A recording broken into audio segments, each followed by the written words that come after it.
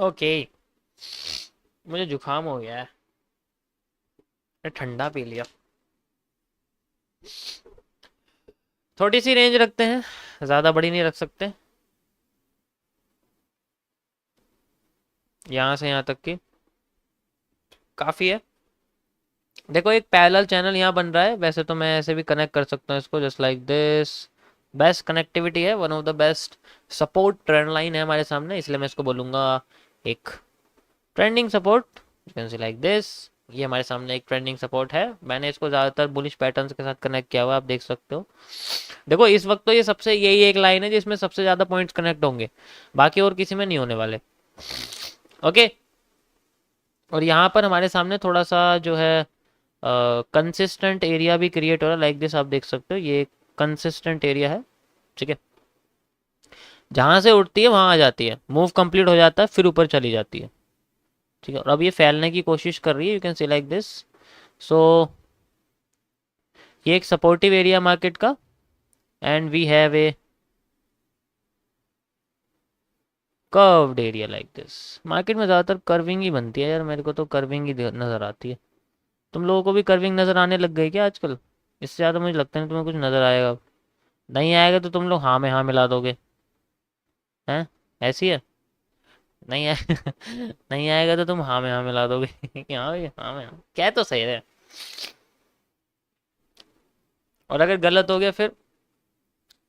Sir मुझे लगता है मैंने जो सोचा था वो सही था, थोड़ा सा आप मेरी बात मान लेते तो शायद सही हो जाता। फिर ऐसे कहते हैं ऐसी बात है? थोड़ी थोड़ी तो ऐसी बात थोड़ी थोड़ी तो ऐसी बात लग रही है मुझे। हाँ। सर आप मेरी बात मान लेते ना तो बिल्कुल सही हो जाता, आपने मेरी बात नहीं मानी, ठीक है। अ, मेरी बात मान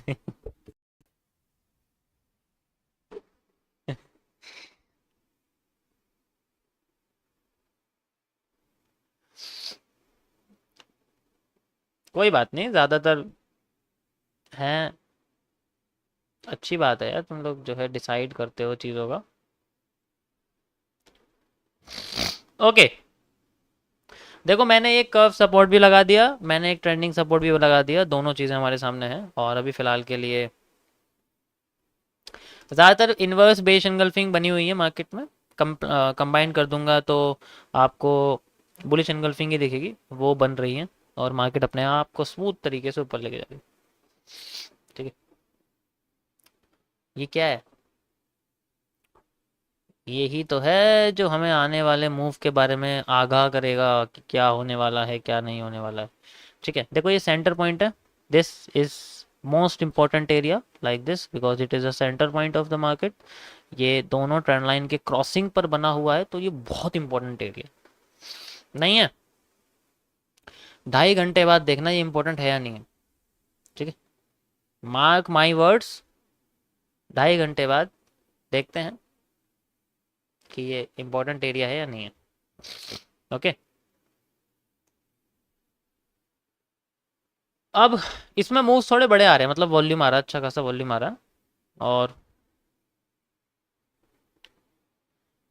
ये वाले मूव में और ये वाले मूव में फर्क बस इतना है कि ये कमजोर होके दिखा रहे हैं, ठीक है।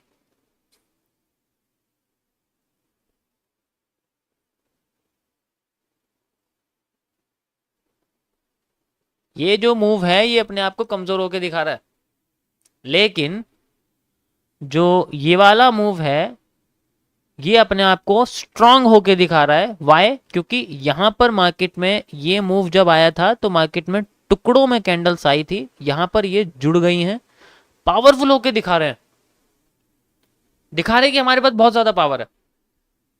यही तो इनकी गलती है कि ये पागल होके दिखा रहे हैं, ये तो गलती है इनकी।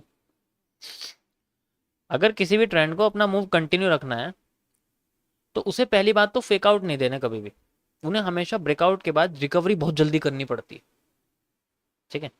अगर वो रिकवरी बहुत जल्दी कर लेती है तो उसको कंटिन्यू करने से कोई नहीं रोक सकता, और उसी जगह पे ज्यादातर मार्केट में क्लियर पैटर्न्स दिखते हैं, जैसे कि बुलिश एंगल्फिंग हुआ, ठीक। यहाँ पर ऐसा नहीं है, यहाँ पर जब भी ये गिर रही है तो ये क्या कर रही है, अपने आप को पावरफुल नहीं दिखा रही, यहाँ पर कमजोर होकर दिखा रही है, ताकि आने वाले टाइम में पावरफुल होकर दिखाए। बस उस आने वाले टाइम का जो एरिया हमें पता कैसे लगेगा, the curve line is the area, जहां से हमें पता लगेगा कि मार्केट में जो वो मूव जो है वो हमें कैसे पता लगेगा। ठीक है,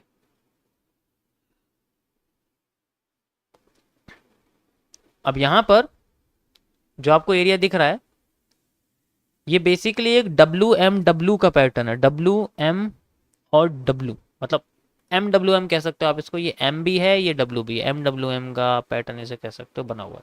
ठीक है, देखो ऐसे पैटर्न्स में क्या होता है, ऐसे पैटर्न्स में ज़्यादातर मार्केट में जो एरिया होता है, मैंने जैसे मैंने आपको कल समझाया था, याद है ना आप लोगों को, कि जब मार्केट इस तरीके से फ्लोट करती है और उसमें जब W बनता है इस तरीके से, तो वो अपने आप को कंटिन्यू करने की कोशिश करनी करती है, क्योंकि वो अपना एरिया जो है ना, उसे पूरा जो वेज है अपनी कंटिन्यू रखनी पड़ती है, क्योंकि जब मार्केट ऊपर की साइड चलती है तो W ज़्यादातर काम करते हैं और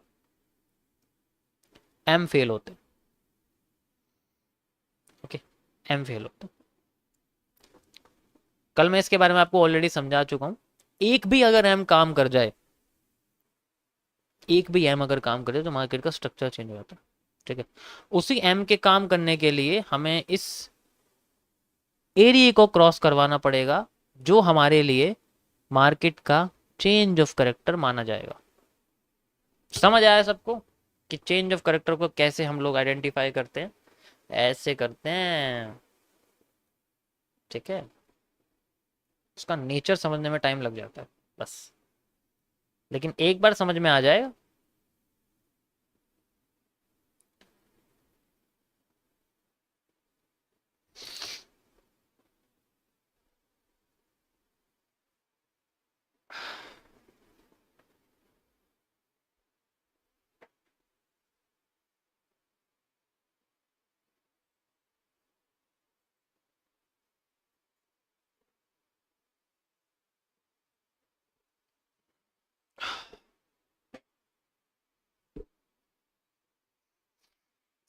सर 2.5 घंटे बाद नीचे रिटेस्ट करेगा क्या सर?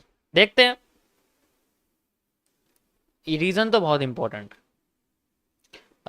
मैं एम के नेक्स्ट के जोन कैसे बनते हैं, सप्लाई डिमांड आप देखोगे ना मेजर करके, तो आपको पता लग जाएगा वो कैसे बनते हैं।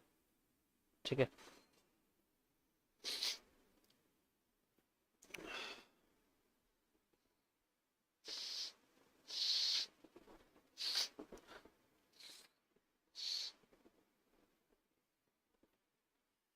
समझ आ रहा है ना सबको? नहीं आया यार, देखो मेरी कोई गलती नहीं है। अच्छा, डे 1 किस किस का ये बताओ पहले, क्योंकि डे 1 वालों को प्रॉब्लम आएगी, डे 2 डे 3 वालों को प्रॉब्लम थोड़ी आ सकती है, क्योंकि भाई देखो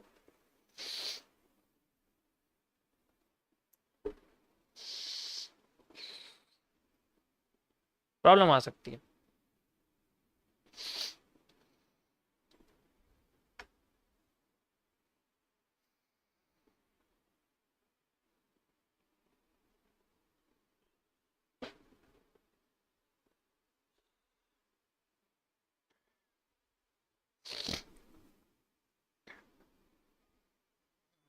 ओके ओके, मतलब ज़्यादातर लोग हैं, है ना, ज़्यादातर लोग हैं डे 1 वाले। कोई बात नहीं, कोई बात नहीं गाइस, कोई बात नहीं, धीरे धीरे करके समझ आ जाएगा आप लोगों को।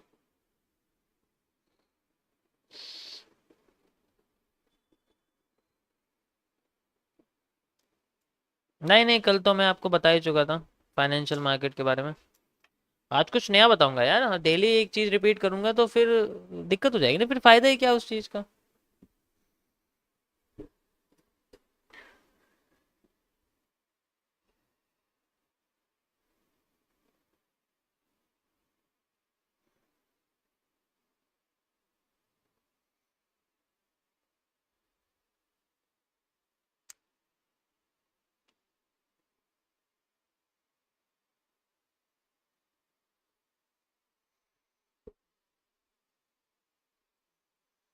हाँ, क्या कह रहे हो?